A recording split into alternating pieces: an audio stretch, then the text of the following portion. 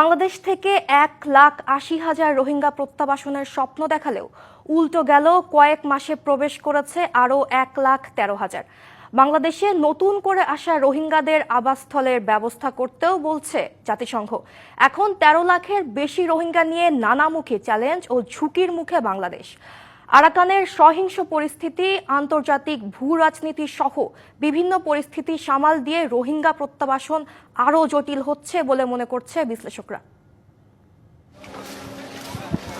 থাইল্যান্ডে বিমস্টেক সম্মেলনের সময় সরকারের পক্ষ থেকে জানানো হয়, প্রথম দফায় 1,80,000 রোহিঙ্গা প্রত্যাবাসনের যোগ্য হিসেবে শনাক্ত করেছে মিয়ানমার। আন্তর্জাতিক সংস্থাগুলো এবং আমাদের যারা বন্ধু দেশগুলো আছেন তাদের সবার সঙ্গে মিলে আমরা এই কাজটি করব।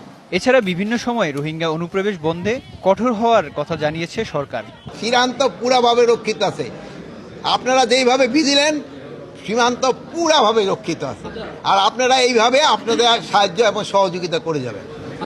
কালার এক্সপার্ট, জর্জ স্যাপ এবং মাইল্ড অন হ্যান্ডস টেকনোলজি সমৃদ্ধ অরিক্স ক্রিস্টাল ওয়াশ। আপনার নাফ নদীর সীমান্তবর্তী এলাকা যারা এখন আছে তারা কোনো রেগুলার ফোর্স না।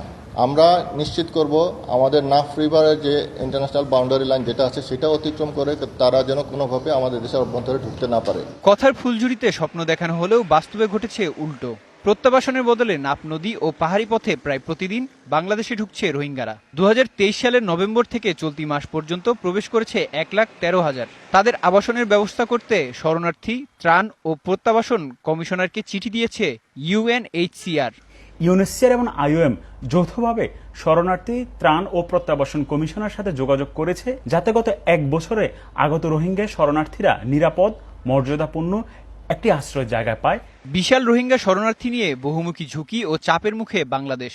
এই পরিস্থিতিতে আরাকান আর্মির সাথে বন্দোবস্তে না গিয়ে প্রত্যাবাসনের চিন্তা অবাস্তব মনে করেন সাবেক এই কূটনীতিক। আমাদের জন্য অলরেডি জটিল পরিস্থিতির সৃষ্টি হয়েছে যখন রোহিঙ্গারা মিয়ানমার সেনাবাহিনীর পক্ষ নিয়ে আরাকান আর্মির বিরুদ্ধে যুদ্ধে লিপ্ত হয়েছে। প্রত্যাবাসনটা এখনো পর্যন্ত আমার কাছে মনে হচ্ছে না যে খুব আশু এটা সমাধান হবে। রোহিঙ্গাদের জন্য কমছে আন্তর্জাতিক দাতাগোষ্ঠীর সহায়তা। এমন বাস্তবতায় নতুনভাবে রোহিঙ্গা অনুপ্রবেশ বাংলাদেশের জন্য বড় সংকটের কারণ মনে করছেন বিশ্লেষকরা। DBC news desk.